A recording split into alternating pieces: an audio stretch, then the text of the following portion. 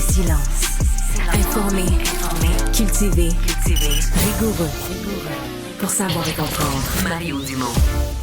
Bienvenue à l'émission, bienvenue à Cube. Bonne fin d'après-midi. Journée surtout marquée par ce que la police déteste le plus, là, des manifestants et des contre-manifestants, donc des gens de deux camps opposés.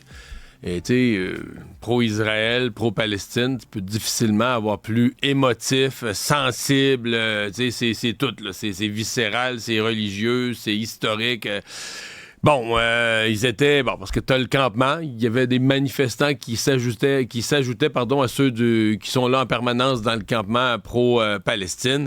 Et il y avait, sur la rue Sherbrooke, mais juste en face, là, l'organisation d'une manifestation contre-manifestation pro-Israël. On dit que ça s'est quand même bien passé, quelques engueulades, pas d'altercation physique.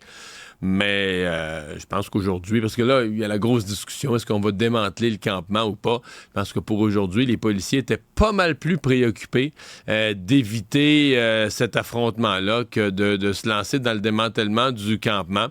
Ce matin, en point de presse, François Legault a donné sa position, il n'avait pas encore rien dit de si précis là-dessus, a dit souhaiter ce campement doit être démantelé.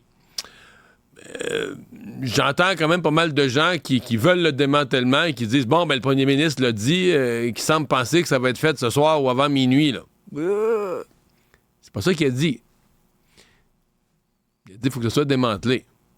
Ça le sera éventuellement, là. D'après moi, en 2030, ça sera plus là.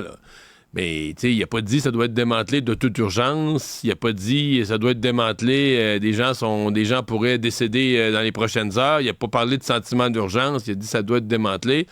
Et, tu sais, les politiciens ont une belle formule. On s'en remet à la police.